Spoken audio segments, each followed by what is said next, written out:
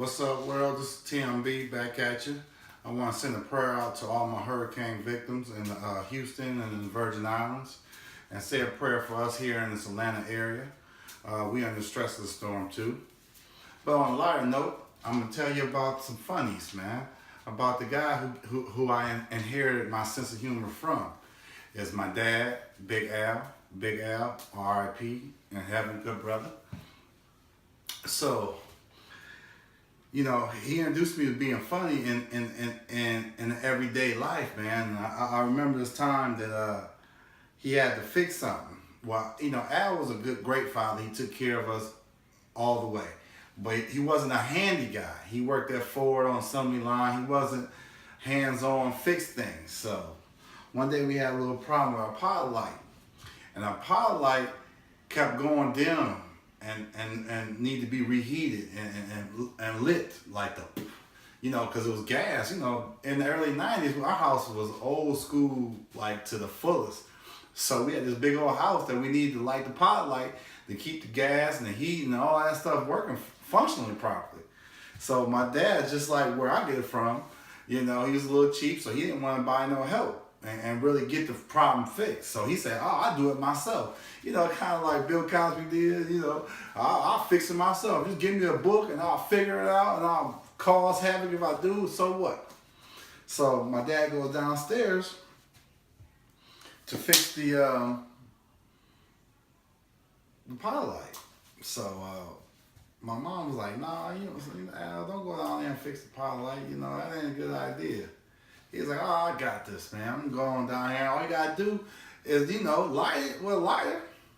But let me tell you about what Al looked like. Al was real fair skin, high cheekbones, big curly afro, you know, brown, sandy brown, thick eyebrows. You know, he had the gold frames with the slight little tint on it. But this is how he goes downstairs. So we hear him rummaging around, you know what I'm saying? Then we hear an explosion, like a fireball or something. Whoosh! So we hear Al say, God damn it! And I hear him stomping back up the steps. He cussing and fussing, mother goddamn shit. So now the lights done went out. So mom went and got the flashlight to help him get from out of the basement because now everything's pitch black. So I told you what Al looked like when he went downstairs. You know, real smooth, light-skinned R&B singer. You know, almost looked like Heavy D a little bit. You know, diddly diddly diddly D. So my mom got the flashlight on. So now he's coming up the steps. So our steps from the basement is like this. And then you hit a right and then you can come into our kitchen. But it's 3 more steps. So we met him at the 3 steps. Mom hit him with the flashlight. And he's like, oh, goddamn, pilot light done blew up in my face and messed my stuff up. Man, Al Afro wasn't brown anymore. It was black and smothering with smoke. He had burnt marks on his face, so he looked at brown skin, aka black, you know, kind of like those singing monkeys, you know what I'm saying, that got their face painted black and their eyes is white, you know, because he looked at crazy. So he said, goddamn shit that blew up in my face. And so when he came back upstairs, he had his face was brown. He had a black beard underneath his chin because the ashes all over his face, hair smoking. And he says, man, goddamn pilot, I knew I should have paid somebody to fix that shit. Now look at he had no frames in his glasses. I mean, it was blew out. All he had was just the frame. There was no glass in that thing. It was face all cut up. Say, goddamn shit, I'm paying somebody from here on out. My dad, Al, was great, man. He cracked me up all the time, boy. That boy came back looking like he was an Indian. Like he was about to go to war paint on him. Because he went to war with that pilot light. But, you know, the next thing I want to share with you guys is going to the gym, man. I inherited it from my dad, you know, being cheap and things like that. Not cheap, but just conservative, should I say. You know, I don't want to insult nobody.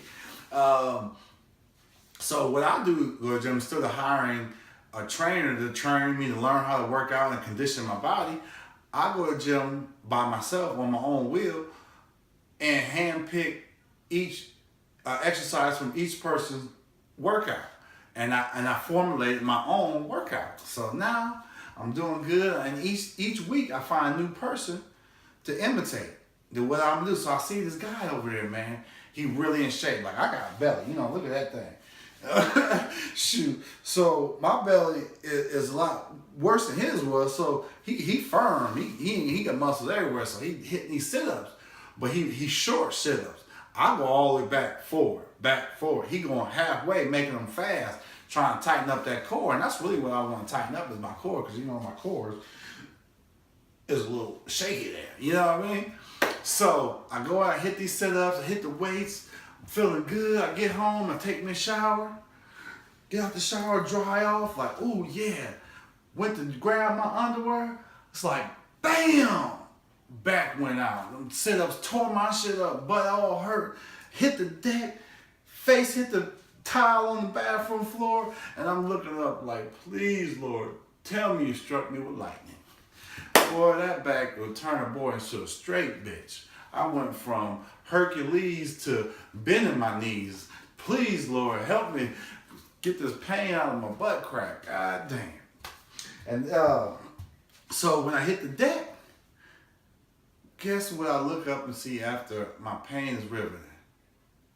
A roach turned over on his back with his legs up. Oh man, you know how horrifying that is? I hate roaches.